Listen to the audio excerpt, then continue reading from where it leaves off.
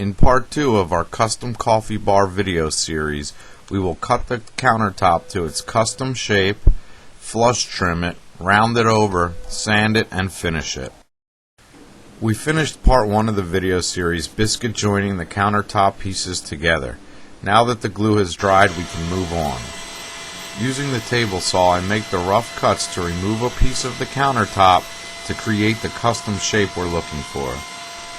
Because this piece of furniture will wrap around the corner of a wall, I remove a section of the countertop. First I rip to a predetermined point, and then using my cross-cut sled, I cross-cut to a predetermined point to remove a piece of the countertop that will make this fit right around the wall. As you can see, I made the cuts on the table saw about 1/16 of an inch shy of my pencil marks. This will allow me to flush trim it perfectly to where I want it. When flush trimming, the bearing sits flush to the cutting edge, so you will need to use a guide for the bearing to run along. I use this piece of angle iron and a piece of wood to make my guides. I use double-faced tape to attach them.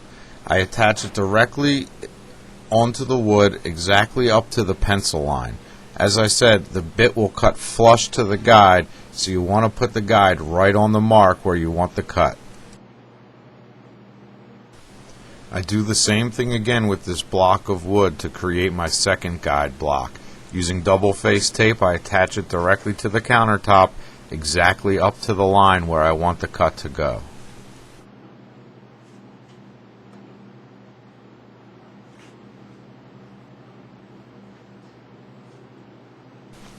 I am going to use flush trim bit number 7807 on a 1/2 inch shank.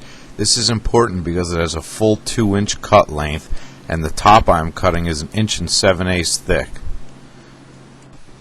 I am also going to use item number 9098, the on-point laser guided router plate.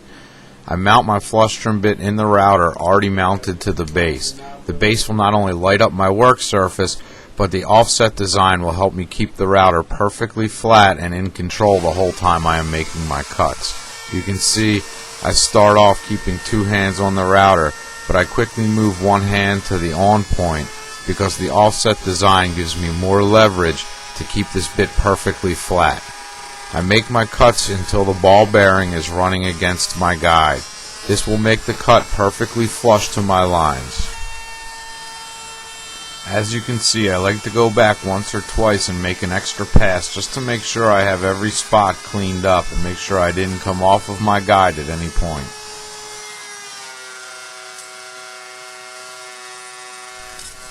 Because the shape I am flush trimming has a 90-degree corner and the router bit I am using is round, it will not cut a 90-degree corner, it will cut a radiused corner. This is something I will have to go back and clean up using a special chisel.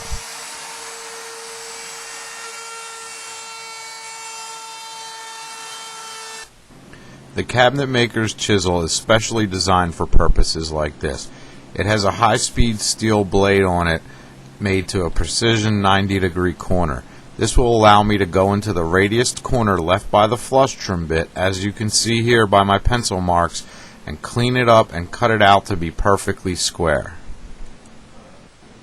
This chisel has a lot of great uses in cabinet making, especially when making hinged mortises or deep mortise and tenons. All you have to do is place the blade very carefully onto the marks where you want to cut. I am going to place this and give it a few taps with a hammer. I work my way through and you can see a very clean 90-degree corner when I'm finished. Now that our custom shape is complete, I want to form the edges. I'm going to use this 3/16 round over bit to create a nice smooth edge.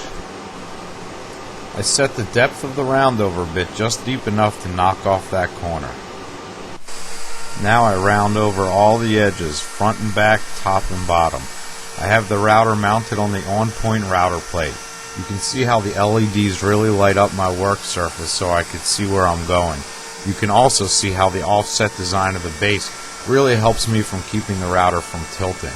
This extra leverage really helps me keep full control of the router and makes this process much easier. This cut can be done in one pass at full depth. although I like to go back and make sure I've hit every spot and clean up any edges that might have been missed.